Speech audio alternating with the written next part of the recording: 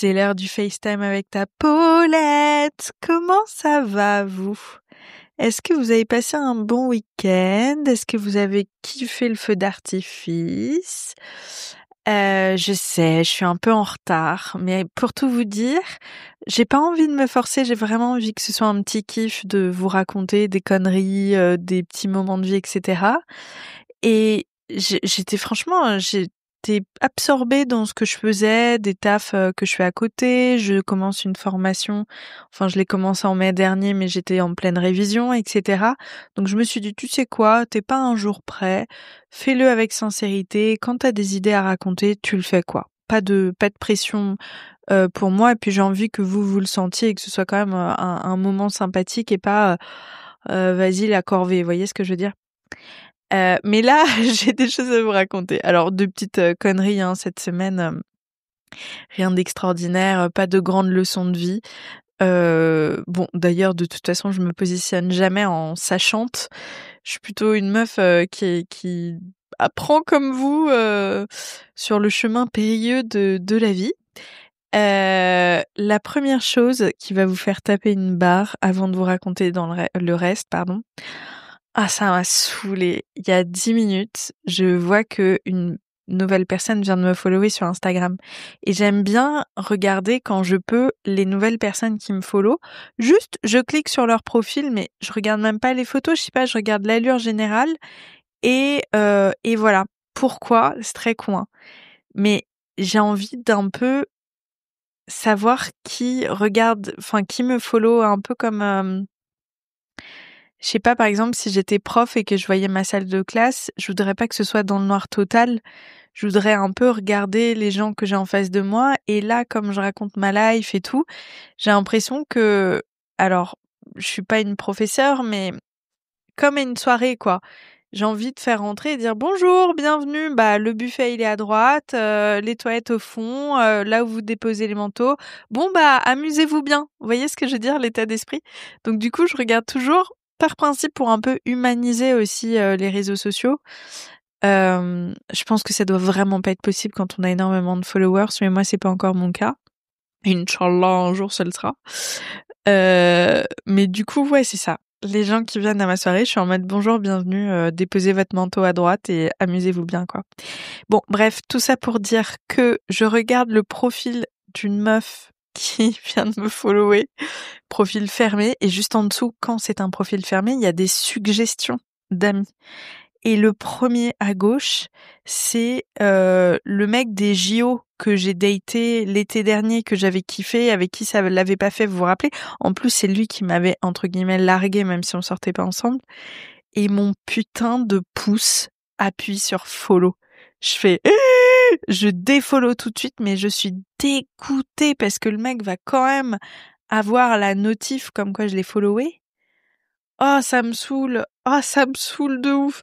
Parce que qu'est-ce qu'on se dit dans ces cas-là? Bon, bah, que la meuf, elle est allée stalker, qu'elle continue de penser à toi, que... Vous voyez ce que je veux dire? Enfin, il y a toujours ce petit truc-là et oh, fait chier! Et je me suis rappelé cet hiver que je m'étais dit, mais Facebook est pervers, c'est un délire. Pour vous récapituler, j'ai l'ex, enfin voilà, un ex que j'ai bloqué de partout, sauf je crois par message parce que je reste quand même un peu faible, mais je l'ai bloqué de tous mes réseaux sociaux parce que je me connais, je vais avoir envie d'aller stalker et je trouve que c'est super malsain et vraiment ce mec-là, je lui souhaite tout le bien du monde, je chéris nos bons moments ensemble, mais c'était vraiment, enfin, c'est très toxique pour moi et donc du coup, moi vraiment, je veux avancer, je me ferme totalement à la possibilité d'aller le stalker lui, donc voilà, donc je le bloque de partout, ok? Y compris de Facebook. Devinez qui était la première suggestion sur Facebook? Sa nouvelle meuf. Et sur le coup, j'étais en mode, mais sérieux, c'est quel level de perversion, quoi. Tu vas sur Facebook pour te changer les idées. Le mec, tu te dis, je suis safe. Je ne le verrai pas popper, voilà.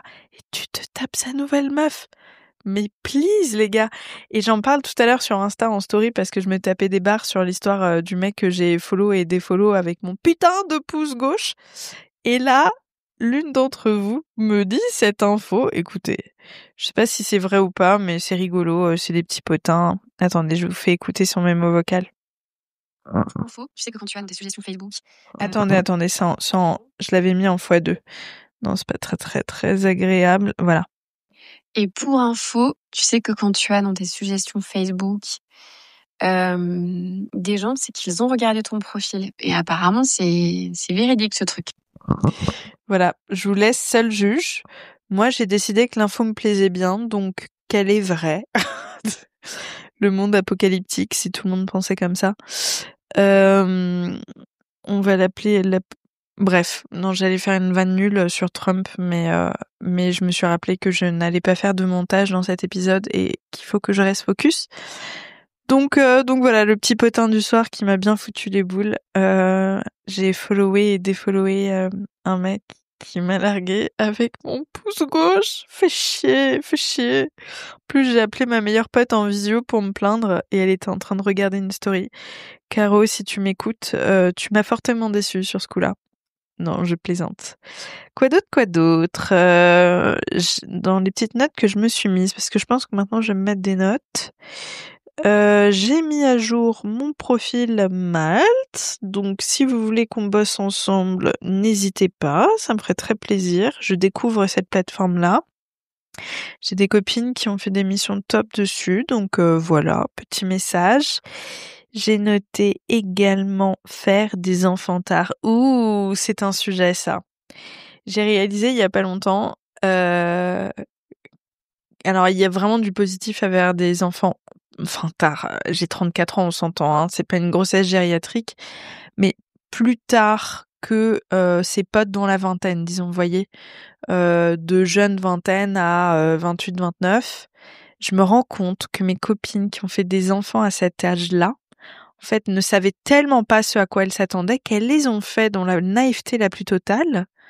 Et puis maintenant, bah forcément, comme toute maman, elle galère avec les nuits, les rhumes, les changements de crèche, enfin, vous voyez tous les petits désagréments comme ça qu'on oublie parce qu'on adore tellement plus son enfant que vraiment la balance est évidemment en la faveur d'avoir des enfants plutôt que le contraire. Mais tous ces petits désagréments, je pense qu'on s'en rend, enfin, en tout cas, mes copines, elles s'en rendaient pas du tout compte dans leur vingtaine en faisant des enfants. Sauf que, moi, je les vois, en fait. Je vois les blagues cyniques qu'elles font sur le fait qu'elles ont pas dormi depuis 4 mois. Comme ça, et moi, je les regarde en mode, mon Dieu, mais moi, j'adore dormir.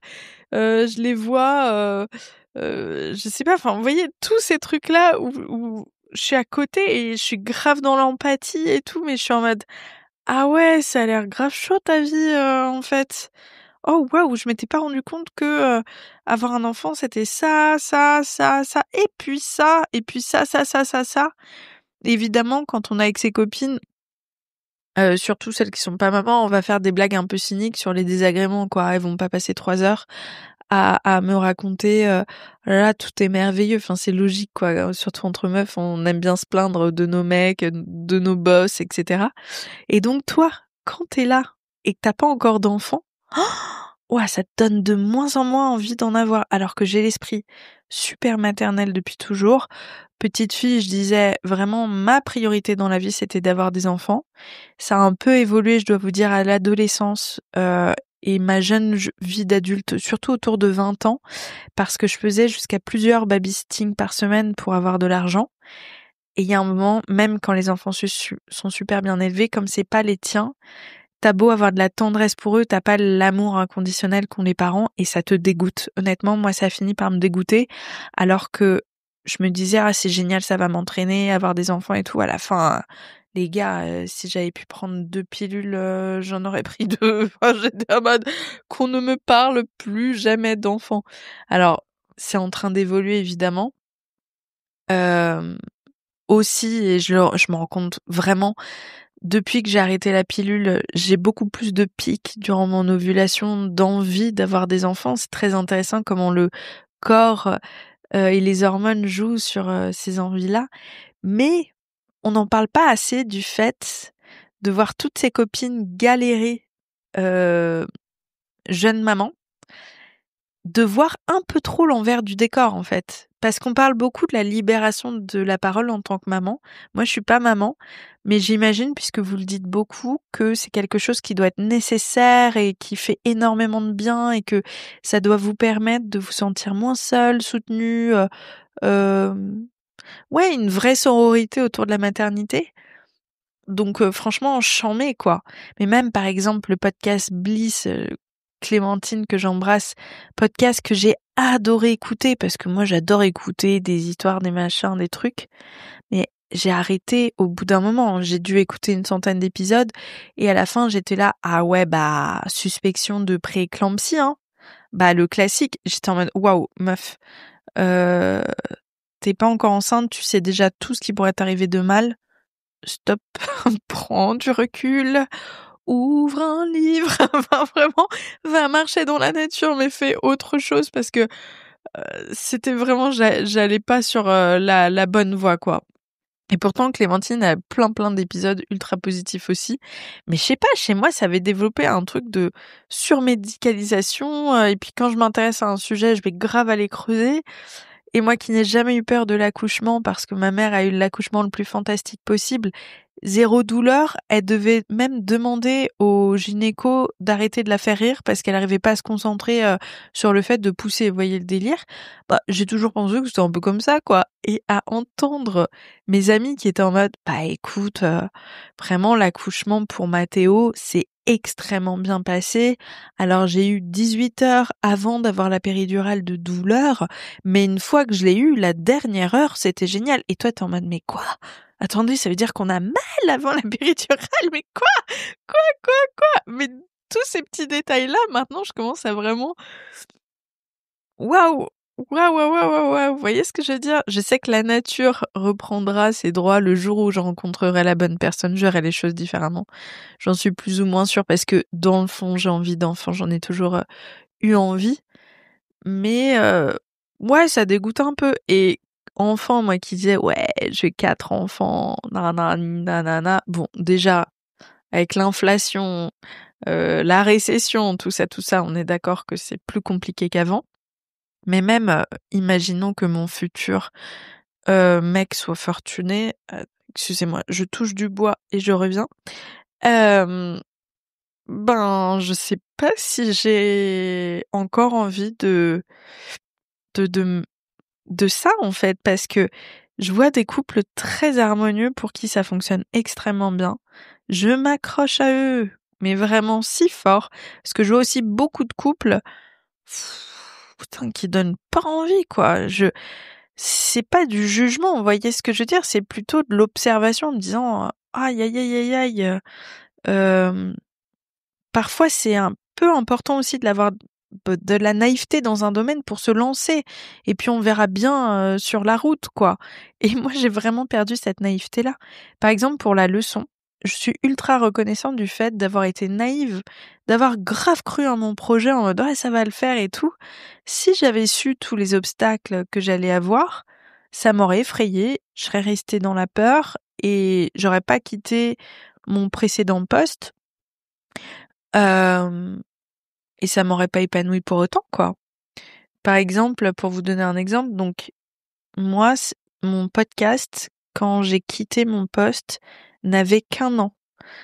Heu, ouais, j'avais même pas fait 100 épisodes. Enfin vraiment, ouais, mon podcast, allez, j'avais fait 30 épisodes, mais à tout péter, les gars. Je quitte mon taf et je me dis: «Pouah, c'est sûr». Oui, j'ai parlé comme ça et alors? «Pouah, c'est sûr que je vais me faire sponsor». Enfin vraiment, il y avait pas de doute, quoi. J'étais là, mais alors toute la fleur au fusil, vraiment, tout va bien se passer, quoi. Bah, j'ai mis 1 an et demi avant de pouvoir me rémunérer. Dieu merci, j'avais le chômage, mais j'avais un chômage à 1 200 boules à Paris. Waouh, c'était chaud, c'est libre en plus. C'était chaud. Donc bon, bah j'ai bossé dans une boulangerie et tout. Taf que j'ai adoré, hein, d'ailleurs, soit dit en passant, mais je m'attendais pas du tout à ça. Pas du tout. Et si on m'avait dit: «Tu vas mettre 1 an et demi à te rémunérer», j'aurais été beaucoup plus, dans la sécurité, le airbag, le machin et je suis pas sûre que c'est ce qu'il me fallait, à cette époque-là. Je pense que j'avais vraiment besoin de me jeter dans le vide et d'apprendre sur le tas, quoi. Donc voilà ma petite réflexion du jour. Je trouve qu'on n'en parle pas assez, mais c'est chaud de perdre sa naïveté sur la maternité ou sur la paternité, hein, parce que vous êtes nombreux aussi, messieurs, à m'écouter, ce qui me fait extrêmement plaisir. C'est important pour moi d'avoir des échanges des 2 sexes. Je trouve que c'est super enrichissant. Donc ouais, j'imagine que pour vous, pour la paternité, ça doit grave vous parler aussi. Alors pas sur l'aspect physique, le corps, mais sur tout le reste, c'est sûr, votre place en tant que papa, et cetera, et cetera. Ouais, ça m'intéresserait d'avoir votre avis aussi. Et puis enfin, hem, une phrase qui me parle de ouf. C'est une question plutôt à se poser si vous avez la possibilité cette semaine de prendre un carnet ou un papier et de noter vraiment sans filtre et sans jugement de vous-même, quel serait votre plus grand rêve si le non n'était pas une option? Si une bonne fée pouvait vous exaucer votre rêve le plus fou, qu'est-ce que ce serait? Je trouve que c'est super intéressant parce que dans le fond, ça ramène vraiment à ces rêves d'enfant, quoi. Ça reconnecte vraiment bah, déjà à la joie pure et puis à ce qui nous fait profondément vibrer et à partir de là, alors si vous me mettez, heu, me marier avec, Brad Pitt, je vous le souhaite, je vous le souhaite. Peut-être que vous trouverez Brad Prout à la place, quoi. Voilà. Dans la vie, on peut parfois ne non. Elle est nulle ta blague, Paulette, et tu vas pas couper ce podcast. Ah là là, je muse. Voyez pourquoi j'ai attendu 3 jours avant de vous faire ce podcast? Je pense que mes vannes auraient été encore pires dimanche soir. Voyez ce que vous avez échappé? Soyez reconnaissants envers moi, OK? Bon, tout ça pour dire que, je trouve que c'est intéressant de laisser la place vraiment, vraiment, à son enfant intérieur avec cette question et avec ce qui nous fait mais profondément vibrer. Essayer de se dire alors, si c'est objectivement très dur mais atteignable, bah, comment j'y arrive petite étape par petite étape.